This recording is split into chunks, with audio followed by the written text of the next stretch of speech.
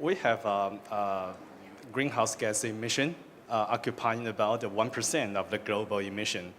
And this time, we came here and try to introduce what we have done in Taiwan in terms of mitigation and adaptation to the international society. And also, we will hold several side events. And also, we will talk to other countries about the strategies and what we can do to reduce carbon, and also because we have our own adaptation strategies, and we want to exchange information with other countries.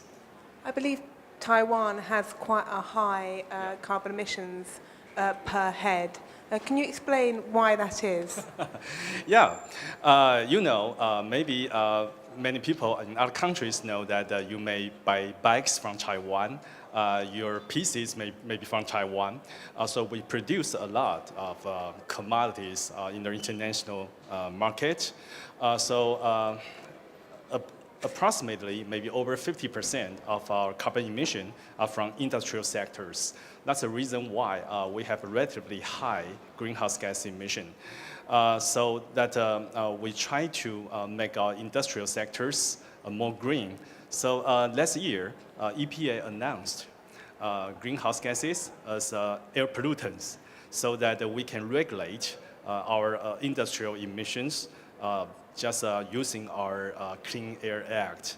That's a first try. And also, we have our carbon reduction bill in our Congress. Want it passed as soon as possible so that we can do more carbon reduction. I believe that the carbon emissions per head is about 12, 13 tons, right? Yeah, about 12 tons per capita per year. But of course, a lot of that is manufacturing it, so other countries are using it. It sounds like you were doing the work that the United States might have done in making the EPA make greenhouse gases a pollutant. How will it work? How will it reduce emissions?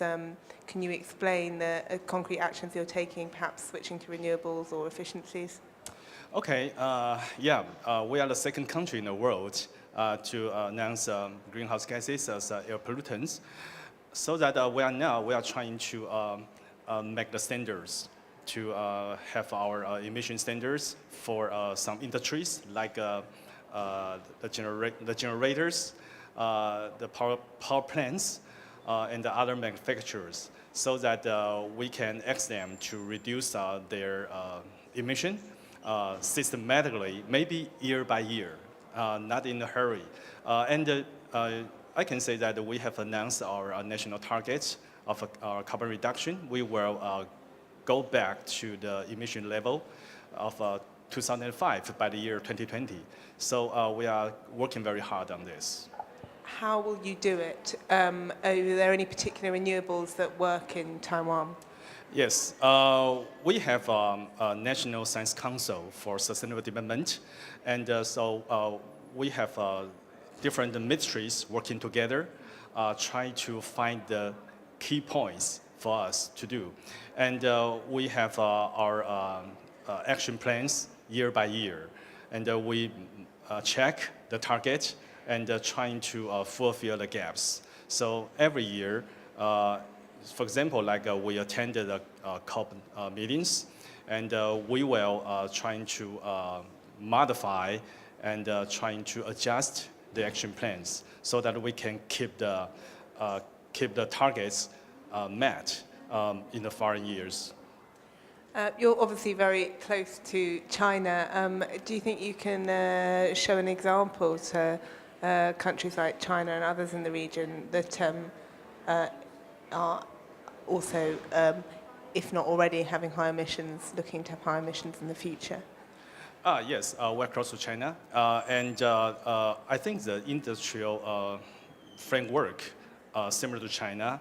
And I think we can share information with the Chinese government, and we do share some information so that we can understand, because we share this common cultures for the residents, the behavior change, and also because we have experienced the industrial growth in the past.